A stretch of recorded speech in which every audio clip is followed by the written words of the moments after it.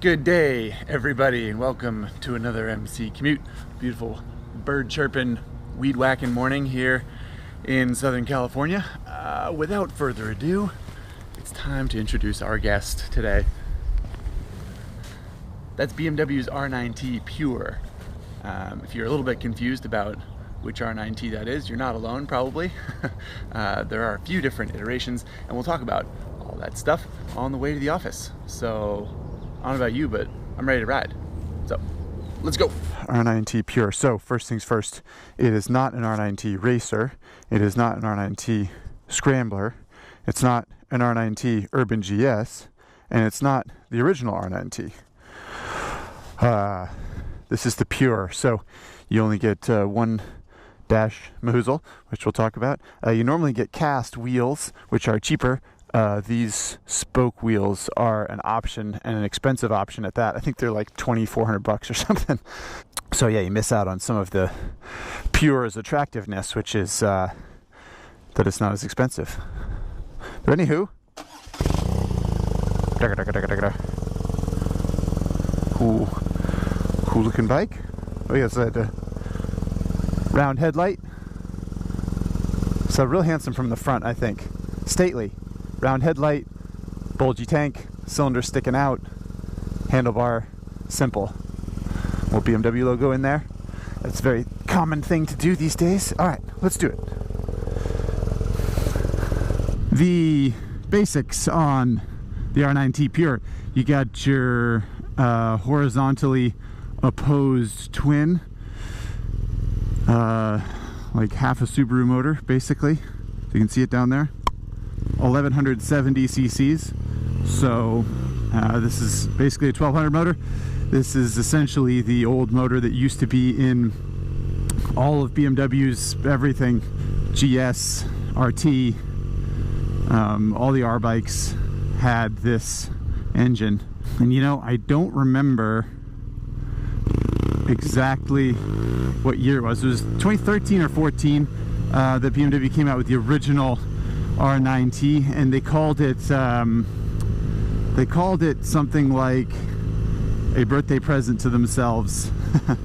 It was basically just supposed to be a retro bike to celebrate the firm's birthday. I think it was the 90th birthday of BMW, so they came out with that R9T,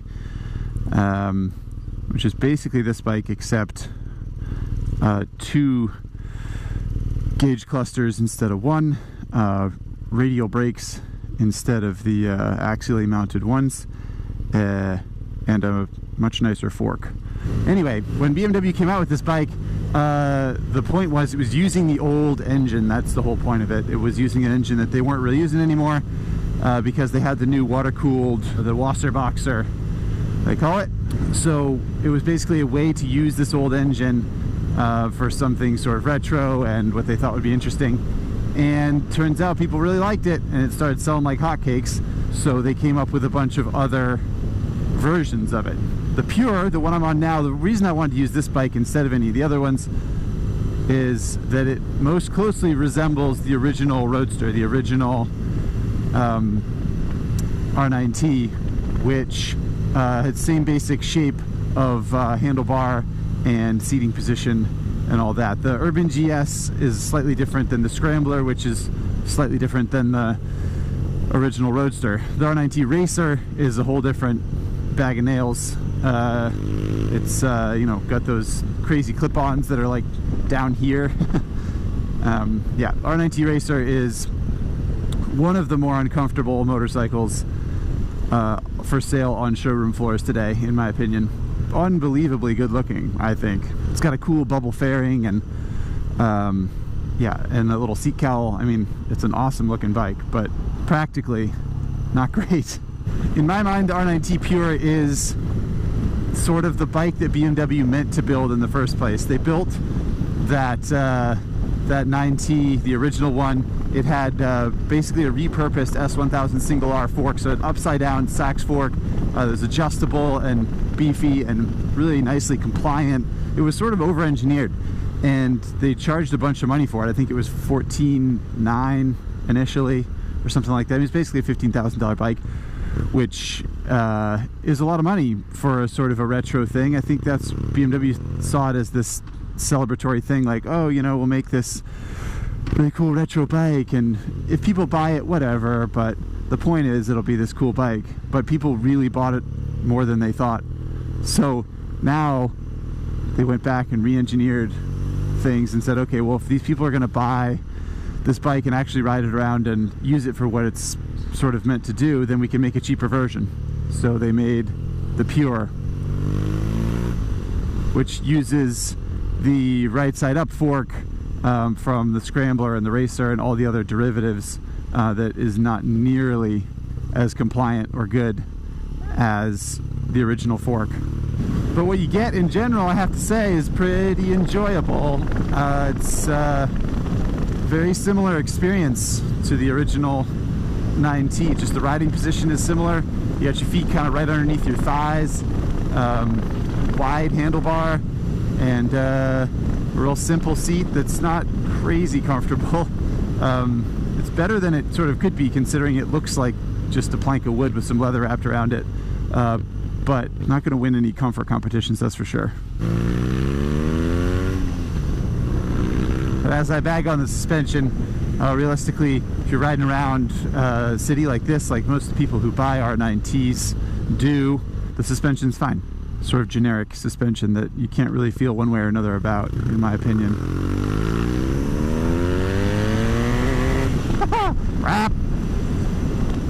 Horsepower numbers on this engine, just about 100 on the nose. You really gotta rev it up to get 100 horsepower out of it. Realistically, you'll be using the torque, of which there is a lot. This is an old R1200 GS engine, remember? So yeah, sort of like usability and torque is a big piece of it. In fact, there's so much torque that if I take my weight off the seat and rev it up, you can see it. See the bike twist to the side like that? That's the crankshaft spinning with the combustion and yanking the bike over to the side. Or I guess it'd be spinning the other way. Makes sense? Yep. Spin to the left.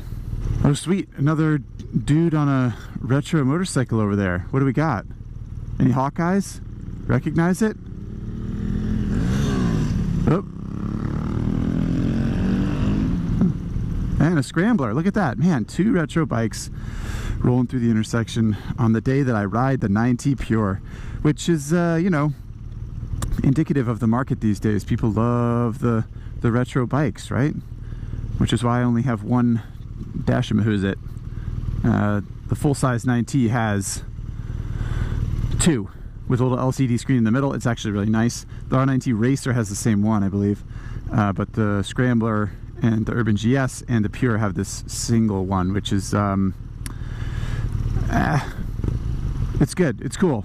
I like it, but it's a little underwhelming for a bike that you're paying more than $10,000–11,000 for. All right, Versus 1000, and matching shoes on the Versus 1000. See that? He had green shoes. I wonder if he works for Kawasaki or something. Not riding shoes though, so I can't condone that. Oh, he ran the red light. Jeez, man. I don't know if I can condone that either. So yeah, listen to this engine. I think it sounds really cool. This is a stock pipe, in my opinion.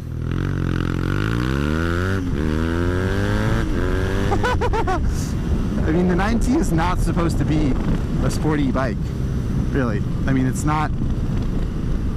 In none of BMW's marketing material does it say that it'll, you know, tear up a twisty road or anything like that. It's just a style piece. But I gotta say, it's fun. The engine's fun. The brakes are really good. Again, I bagged on the brakes. I said they're not as good as the ones on the original 9T, and they're not, but they're still really good. They still have lots of bite and lots of power.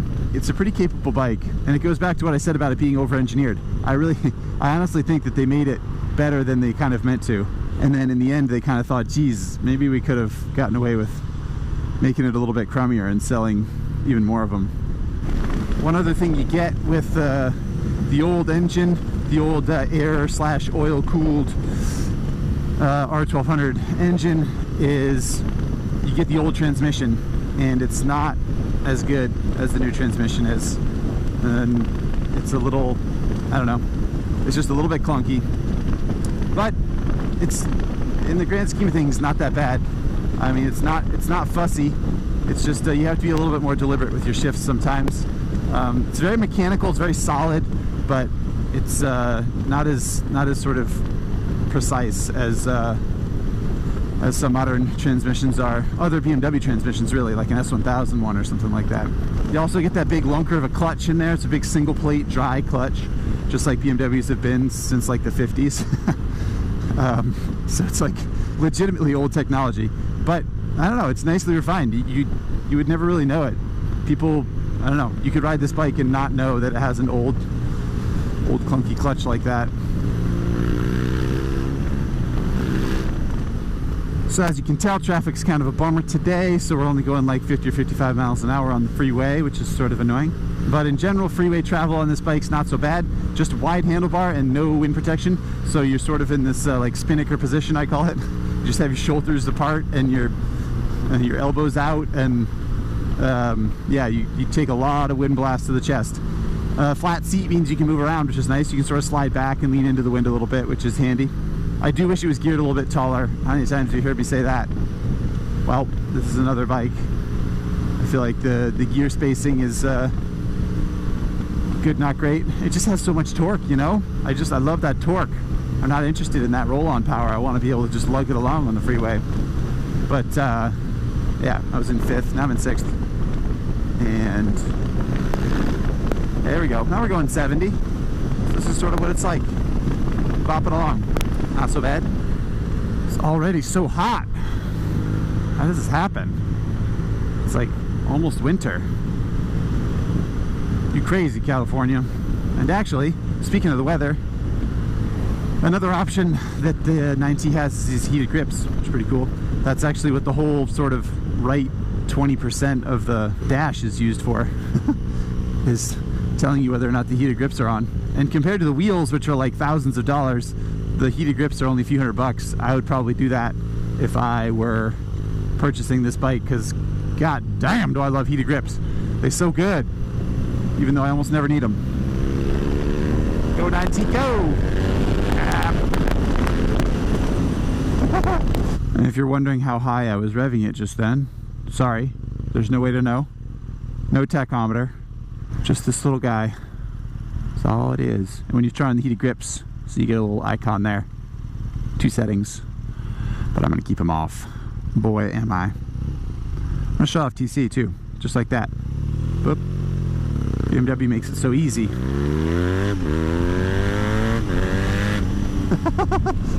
It's so cool.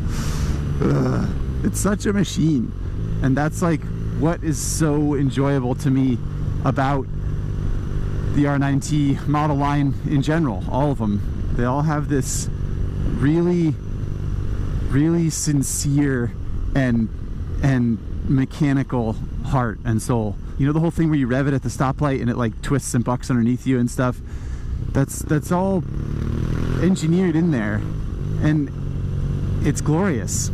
It has all the things that you want in a bike that looks like a retro bike. It like makes a little bit of extra noise. It sort of like smells like hot oil when you step off the thing, and it twists when you rev it, and it just has this very kind of like, I don't know, industrial kind of feel to it. It's not particularly light, weighs almost 500 pounds, like 485, 490 with a full tank, but it just has a classic kind of feel to it and sound to it and smell to it.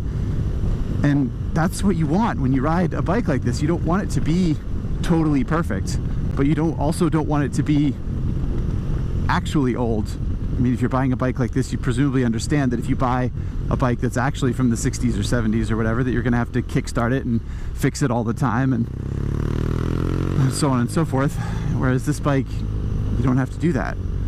It's just all the things that are good about a retro bike and none of the bad things. Can you back it in though? That's what you're wondering, everybody. All right, hold down that button. No more TC, no more ABS, and we'll see what happens when we try to back it in.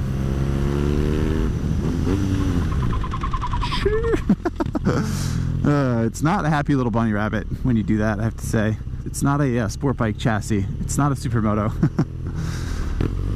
even close. But it is a cool bike. And it'll do little woolies.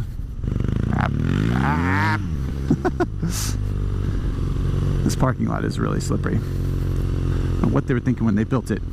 Anyway, 12,000 bucks, 11,995, I believe, for 2018 for an R9T Pure. And like I said, the other bikes are all more expensive. Speaking of retro bikes, there's another one. Holy cow! That Guzzi V7. I'm trying to think what else I didn't talk about. Pipe's on the other side because the shaft is here, so I get the pipe on the other side.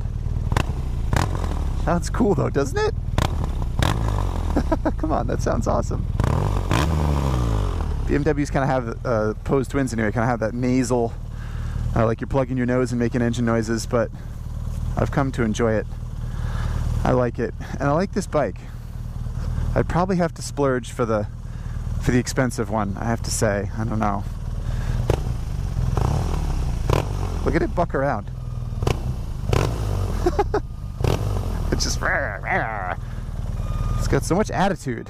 I like it. Okay, well, that's one retro commute to work on the 9T Pure. I do hope that you all enjoyed that. And if you have questions about the bike, leave them in the comments below, and I'll try to answer them if I can. Until next time, see you guys.